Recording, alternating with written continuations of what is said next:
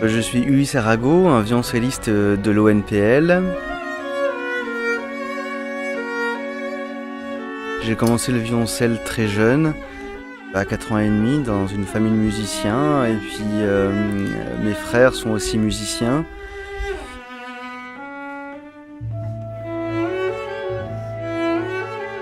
Mes parents nous ont transmis pas seulement la musique, le fait de savoir en faire, mais aussi l'amour de la musique. C'est pour ça que on en a fait notre métier tous les trois et que je me retrouve là aujourd'hui.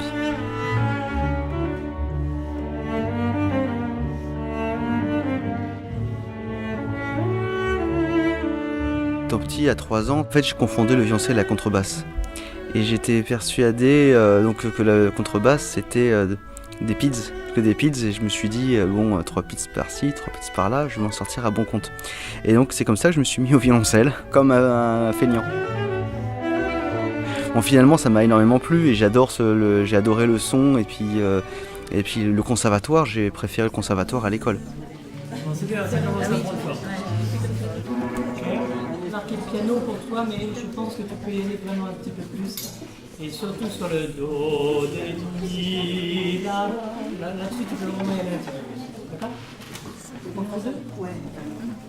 Numéro 2. Donc avec l'orchestral, je vais faire le concerto pour violoncelle de Antonin Dvorak, qui est un des concertos, des plus beaux concertos pour violoncelle. C'est une très belle réalisation, c'est un concerto qui permet à l'orchestre de s'exprimer, au violoncelle de s'exprimer très chaleureusement. C'est du romantisme, c'est fin 19e siècle, avec un Dvorak qui est encore aux États-Unis, il me semble, à ce moment-là, où il n'est pas en passe de retourner chez lui, en Europe de l'Est. Donc c'est une musique qui s'inspire de beaucoup de chants, de thèmes à la fois slaves et à la fois américains, dans le sens traditionnel du terme. C'est une œuvre phare du répertoire du violoncelle. C'est une œuvre sublime. Et c'est une chance de pouvoir jouer ça.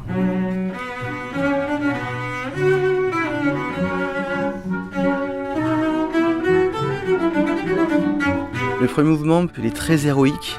Alors c'est un concerto en mineur, en si mineur. C'est censé être un petit peu triste.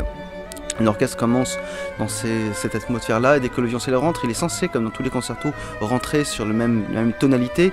Il rentre en majeur, la même tonalité en majeur, pour donner un côté brillant, héroïque justement. Et donc ça marque tout de suite le concerto, avec des chants qui sont tirés de gospel dans le premier mouvement. Ensuite, on a un deuxième mouvement qui est marqué par une berceuse. Là, les images que j'ai, c'est une berceuse qu'une mère a son enfant, et puis pour ça c'est l'imaginaire, c'est chacun son histoire, mais l'enfant en fait il grandit, puis jusqu'à la fin il se rend compte que c'est lui qui raconte l'histoire à son enfant, et donc il y a le chemin lié par cette berceuse.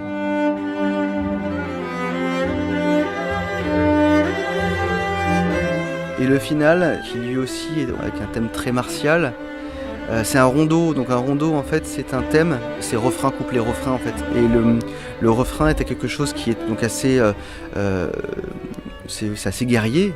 Et les couplets en fait sont beaucoup plus sensuels et presque beaucoup plus slaves. Et certains grands violoncellistes d'antan disaient que c'est un petit peu la nostalgie du pays de Dvorak.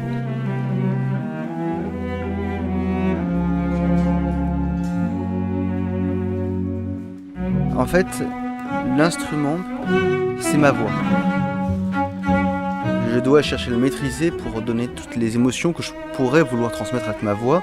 Mais je suis comme un comédien, comme un conteur. Et c'est là où l'interprétation, c'est que j'ai une partition, c'est de l'encre et du papier. Ce sont des rythmes. Les rythmes, c'est de l'arithmétique en fait.